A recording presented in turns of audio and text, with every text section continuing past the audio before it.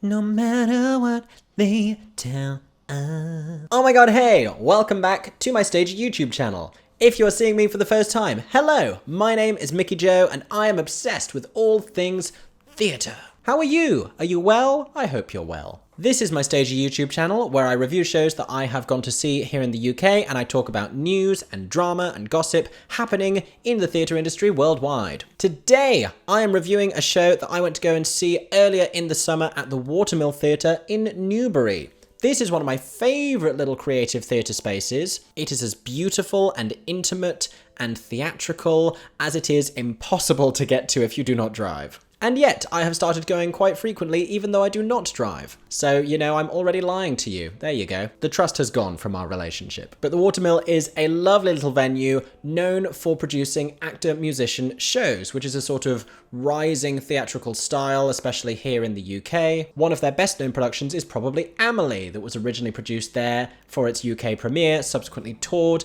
and then travelled into the West End at both the Other Palace and Criterion theatres. And if you want to know what the Watermill Theatre vibe is, I feel like Amelie is a great indication of that. More recently, for their summer musical this year, they staged Andrew Lloyd Webber's Whistle Down the Wind, which is one of his less produced shows. Going into this, my knowledge of this show was pretty much limited to the songs that had featured in his birthday concert celebration that had been recorded. I don't know if anyone else watched this as a child. I always saw adverts for this when I was watching my grandmother's VHS copies of Cats and Joseph and the Amazing Technicolor Dreamcoat, and I remember such things as Tina Arena singing Whistle Down the Wind, and Boyzone singing No Matter What, and Elaine Page wearing this fascinating Dior gown with gloves. But outside of that, I really had very little knowledge of this show, other than the fact that it had not been hugely popular on its original outing and had not been produced much subsequently. That's a lie. I did also know that there's a song in it that sounds super like Jurassic Park. I'm not going to play them side by side because I'm not about to get copyright striked by something that already deserves to be copyright striked. In fact, if I put the Andrew Lloyd Webber song in this video,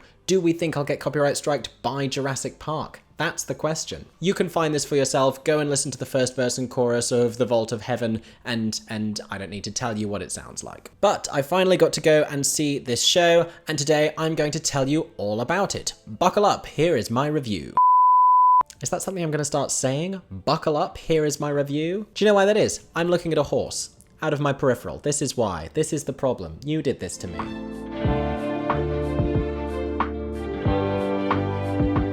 So a star rating on this is very difficult to come by, and I want to kind of use this opportunity to unpack what we're reviewing when we go and review a show. Are we looking at the material and the score and the script? Are we looking at this particular production and how it has adapted all of those things? Where you have a potentially flawed show, which is what I would call Whistle Down the Wind, one that has some really good material in and amongst some less compelling material, one that has some great ideas that aren't fully explored or aren't fully unpacked. Do we punish every subsequent revival in its star rating for the flaws of the original? Because, you know, they chose to produce that show, so at some point they have to be responsible for its flaws. I think the answer here is that for new musicals, you really have to focus on the material, but for a revival, you can focus slightly more on the specificities of this production and kind of let the flaws of the original source material take a back seat. And yet at the same time, anyone like me going to see this for the first time is going to come up against some challenges with the material, so you do have to still be aware of both of the things. I'm calling this a 4-star production of 3-star material. It's really mixed and it's very difficult, but I would say that on balance, if I'm considering the enjoyment that I was able to have as a new audience member to this show,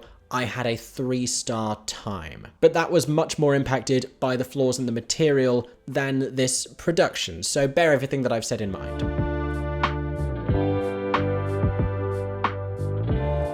So if you don't know Whistle Down the Wind, it's an interesting story. It's set in this sort of backwater Southern American town, even though I'm given to understand that the original story was set in England, but there was a film adaptation that moved it to America, so the musical is also set in America. Whatever, I have no beef with this, we know how I feel about geography. But 3 young children who have recently lost their mother come upon an escaped convict, and through a very easily avoided breakdown of communications, they are led to believe that he is Jesus.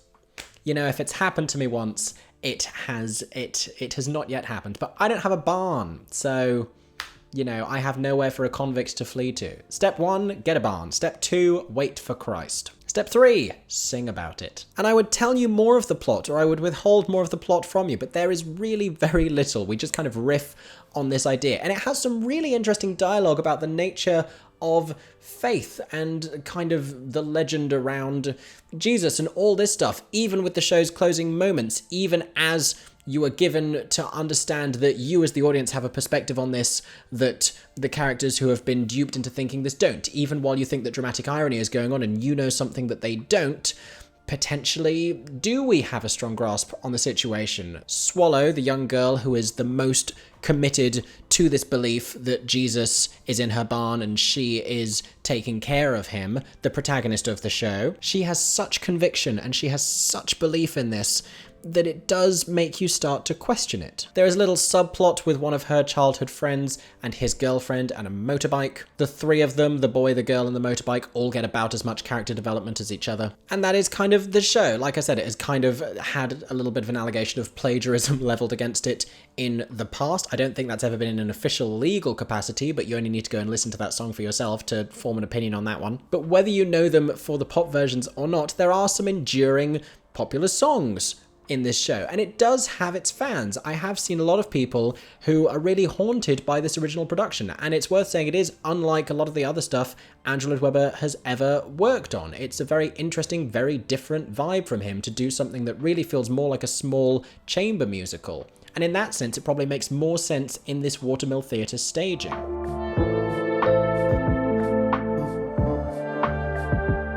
So I think the principal change here is the score, and I only have started listening to the original cast recording after seeing this production, but I'm given to understand that this score has been updated and rearranged for different instrumentation to give it more of like a Louisiana jazz kind of a feel, which is very exciting. Like I said before, the way that this production has been staged is with actor musicians, so when the cast members aren't performing in scenes, or sometimes even when they are performing in scenes, they are also playing instruments. Sometimes they are separate to the action, sometimes it is a way of channeling their emotions. Chrissie Bhima does some excellent angry drumming at one point. She is furious and the drums are the first people to know about it. But also the drums are loud, so the audience then also find out about it pretty quickly. The other really big change with this production is Swallow's late mother. The ghost of her character is seen on stage throughout most of it. She haunts Swallow with her presence. She does not have any spoken lines. They have not updated the material to give her a voice, but she has been added in with the new direction of this version as a reminder of her presence and as a reminder of her impact on Swallow's choices and her motivations, which is probably a good thing because Swallow makes some questionable choices. So having that there to remind us and give us context as an audience of the trauma that she is still carrying and the grief that she is dealing with, in many ways this is a show that is all about the grieving process. That I think is an important part. A lot of people I have seen have not been thrilled about this change of the show and think it undercuts some other parts of it. Like I said, I'm not an expert on this show. I do not know a version that has an absence of this ghost character. I didn't mind it. I did think there are ways in which she could have been utilised more cleverly, and there's a part of the show where Swallow finally comes to terms with the loss of her mother, and that is where I think we should see the ghost disappear, but we don't. She lingers on beyond that. And the other thing is, if you're going to have this ghost character, it needs to be clear whether she is living in Swallow's memory or whether she has her own independent agency, like a lingering conscience who wants the best for Swallow, because she's not always leading Swallow towards the right choices. Sometimes you see her try and drag her away from things, sometimes she leads her towards the path of temptation, so it's not always clear what the ghost motivations are and what is the nature of the ghost. I need to know about the nature of the ghost. There is a song in this called The Nature of the Beast, and I subconsciously just drew that comparison.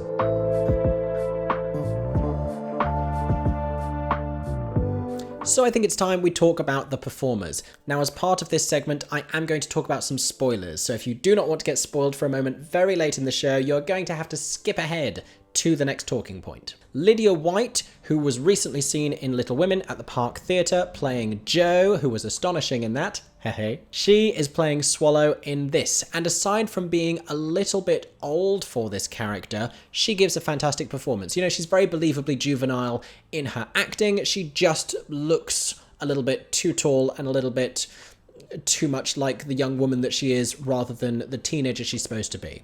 We are never given an exact figure on Swallow's age, which is probably for the best because the more you think about it, the creepier it gets. And this may be why they have cast her slightly older, because if they were to do this with an actual age-appropriate actress, it would probably be illegal because of some of the things that happen later in the show. Without putting too fine a point on it, it's not anything more than a brief moment, but there are certainly some uncomfortable romantic themes that emerge with this very young teenage character and this escaped convict later in the show. As the escaped convict / bizarre predatory love interest, we have Robert Tripolino, who is just typecast as Jesus because he recently played Jesus in Jesus Christ Superstar. I say recently, it was a few years previously to the pandemic when the show was at the Barbican Theatre. He will also soon be joining the cast of Les Mis as Marius. Fun fact. But I really enjoyed his performance in Whistle Down the Wind.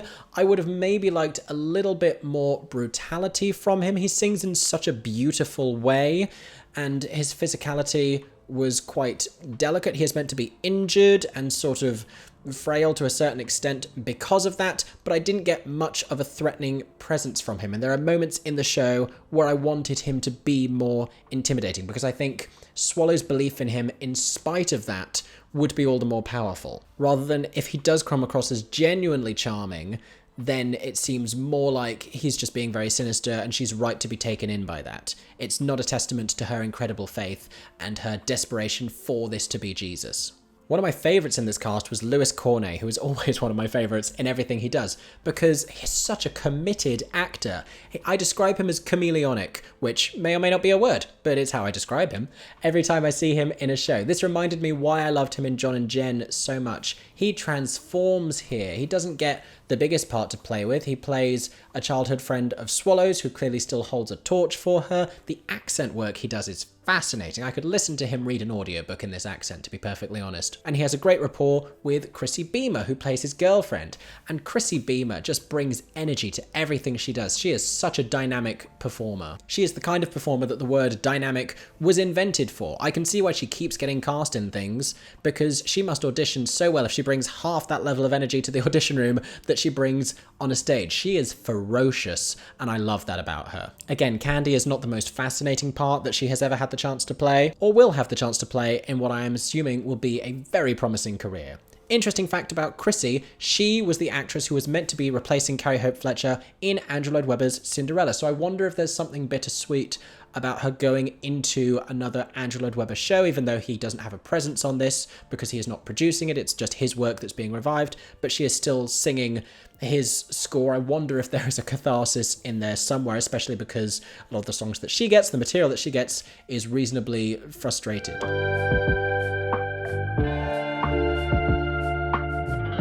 Now, there are two standout moments for the show, and they are placed very well. They are either side of the interval. At the end of the first act, we finally get No Matter What. It comes straight out of another number.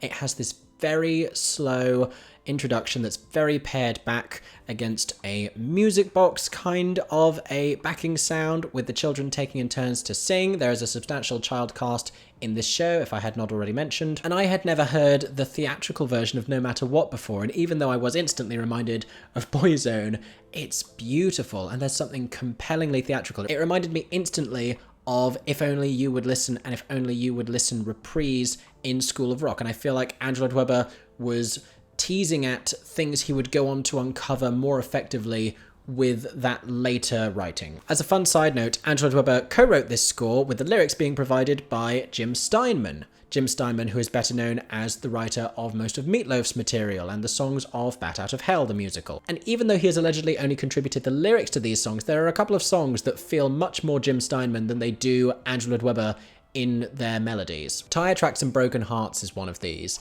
and it's just your classic Jim Steinman song because it's all about passionate love and a motorcycle. Steinman loves nothing more than a man singing I love my woman just as much as this bike. But what happens with No Matter What in the show is it gets interspersed with this other song and it becomes this finale that recaps a few of the melodies from earlier in the show. It's this great ending of Act 1. The way it's staged is brilliant, with these different things happening in parallel at the same time and being staged in the same place but taking place in different places. I just said the word place 3 times. It's really very clever. It's a trope that you recognize in musical theatre, but it's a very effective staging. And the other one I really want to highlight opens the second act with the song A Kiss Is a Terrible Thing to Waste. Here you have a quartet of characters just going at it, and the staging is phenomenal. I have no idea how long this took to stage and to rehearse, because the intricacy of what they do in this particular number is staggering and phenomenal to watch. It's a gift of the Watermill Theatre in that space that these numbers can be so stirring and so intimate and so rousing. Its auditorium offers magic like few other theatrical playing spaces that I have known.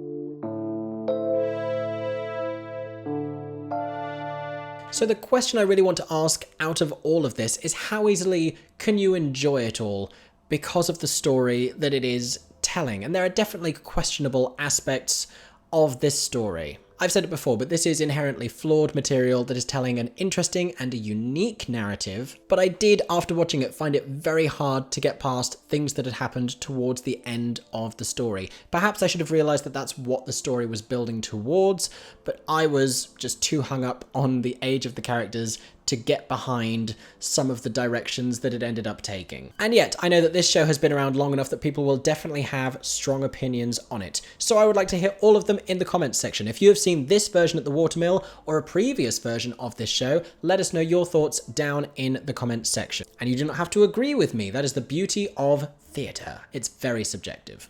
Thank you so much for watching today's video. I hope you enjoyed. If you did, make sure to subscribe to my Stagey YouTube channel for plenty more videos coming very soon, including reviews of all of the shows in the UK. I go see everything, everywhere. If you really enjoyed today's video, you can also give me a super thanks down below and give me a little tip for this video. That would really help me as a Stagey content creator to keep going. Or you can go to patreon.com/MickeyJoeTheatre, where you can gain access to some exclusive photo and video content. I hope that everyone is staying safe and that you have a stagey day. For 10 more seconds, I'm Mickey Joe Theatre. Oh my god, hey. Thanks for watching, have a stagey day. Subscribe!